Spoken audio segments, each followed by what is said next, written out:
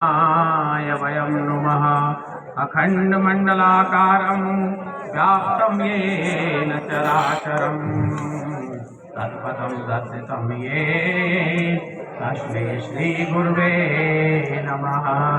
मन्दारमाला कुलितालिकाय कपालमालाङ्कृतशेखराय दिव्याम्बराय च दिगम्बराय नमः शिवाय च नमः शिवाय नमः शिवाय च नमः शिवाय।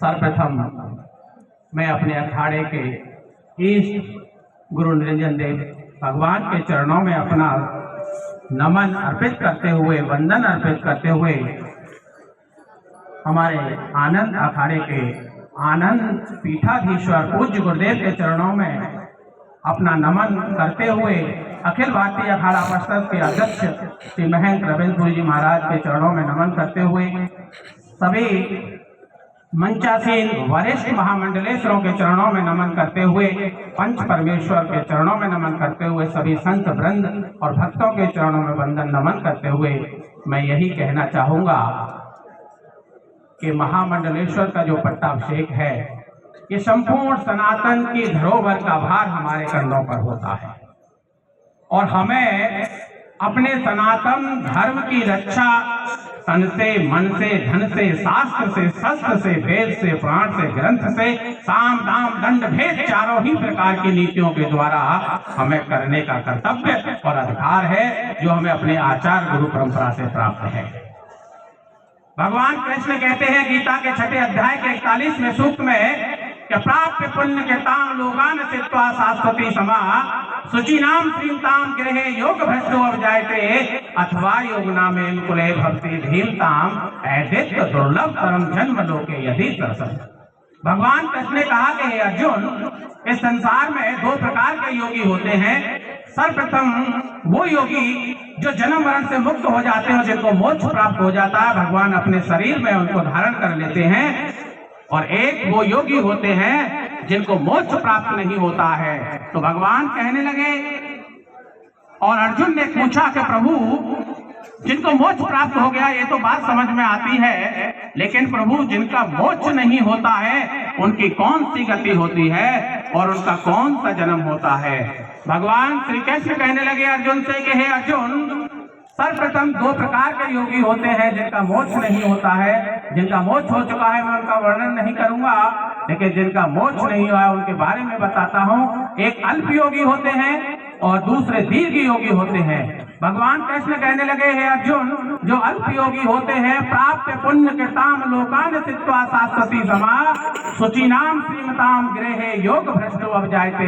हे अर्जुन, जिन योगियों के योग, जिन अल्प योगियों के योग भ्रष्ट हो जाते हैं तो मैं उन्हें पुनः योगी नहीं बनाता, बल्कि मैं उनको श्रीमान कुल में जन्म देता हूँ। श्रीमान कुल क्या होता है? जिसमें यश, वैभव, कीर्ति, सुख, समृद्धि, भक्ति, संस्कार और गुरु कृपा उसको प्राप्त होती है। लेकिन तभी अर्जुन हाथ जोड़ करके खड़े होकर कहने लगे प्रभु, जो दीर्घ योगी होते हैं उनका क्या होता है? अथवा योग नाम एम कुले भक्ति धीमताम ऐदित्य दुर्लभतम जन्म लोके यदि दशम। हे अर्जुन, जो दीर्घ योगी होते हैं उनकी साधना भ्रष्ट नहीं होती, बल्कि किसी इंद्रियों के अभाव में, साधन के अभाव में या किसी परिस्थिति स्थिति के अभाव में जब उनकी साधना रुक जाती है, जैसे मेरा मन तो बहुत करता है कि मैं तीर्थ गमन करूं, देशाटन करूं, लेकिन मैं पैरों से चलने में असमर्थ हूं। मेरा मन बहुत करता है भगवान का कीर्तन सुनूं, भजन सुनूं, लेकिन मैं अपने श्रवणों से सुन नहीं सकता। श्रवण कानों को कहते हैं। भगवान कहते हैं कि जो दीर्घ योगी होते हैं उनका मन बहुत करता है कि मैं वेद शास्त्र पुराण ग्रंथों का अवलोकन करूं, लेकिन मैं नेत्रों से देख नहीं सकता। अपनी इंद्रियों के छीड़ होने के कारण अपनी असमर्थता को जाहिर करते हुए जब ऐसा योगी अपना शरीर छोड़ देता है तो उसको पुनः योगी ही बनाया जाता है, पुनः योगी ही बनाया जाता है, पुनः योगी ही बनाया जाता है। जो आपके समक्ष ये जो बैठे हैं ये दीर्घ योगी हैं और उन्हीं दीर्घ योगियों की श्रृंखला में हमारे महाराज श्री का नवीन जो पट्टाभिषेक हुआ है ये आपके समक्ष बैठे हुए हैं। भगवान कृष्ण गीता में कहते हैं तपस्विभ्यो अथो योगी ज्ञानीभ्यो अपो मतो अधिक कर्मेभ्यश्च अथो योगी तस्माद् योगी भव अर्जुन। अरे हे अर्जुन, तपस्विभ्यो अथो योगी, जो हजारों वर्ष तक तपस्या साधना करते हैं उनसे भी बढ़कर के ये योगी पुरुष होते हैं।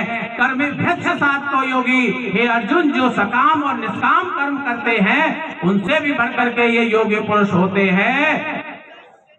तस्माद् योगी भव अर्जुन, हे अर्जुन तू ऐसा योगी बन, हे अर्जुन तू ऐसा योगी बन, क्योंकि भगवान कृष्ण ने गीता में कहा है कि निर्माण मोहा जिसंग दोषा अध्यात्म नित्या विनवर्त कामा द्वंद्वेर मुक्ता सुदुख संगे गच्छत् मूढ़ा पदम अप्तत्। अरे साधु की परिभाषा यही है कि वो निर्माण से और विनाश से परे हो, सुख और दुख से परे हो, और सभी स्थिति परिस्थिति में एक ही भाव में समभाव में रहने का नाम साधु है। साधु नाम दर्शनम पुण्यम तीर्थ भूत्वा ही साधवे और काले न फलते तीर्थम सदम साधु समागम। ऐसे साधुओं का दर्शन करने मात्र से ही पुण्य की प्राप्ति होती है। क्या प्रामाणिकता सिद्ध होती है कि साधुओं के दर्शन मात्र से ही पुण्य की प्राप्ति हो सकती है? अरे जब ब्रह्मांड में सूर्य भगवान का उदय होता है तो उदय होते ही सारी जलचर थलचर स्थावर जंगम अंड स्वेद चारों प्रकार की सृष्टि जीवंत हो जाती है। उसी प्रकार के साधु के आभा मंडल से चाहे साधु पर दृष्टि आपकी पड़े या साधु की दृष्टि आप पर पड़े, आपके लाखों पाप क्षीण हो जाते हैं और आपके पुण्य जागृत हो जाते हैं। इसीलिए चाणक्य जी ने चाणक्य नीति में लिखा है, हस्तो दान विवर्जितो सुरपुटो सारस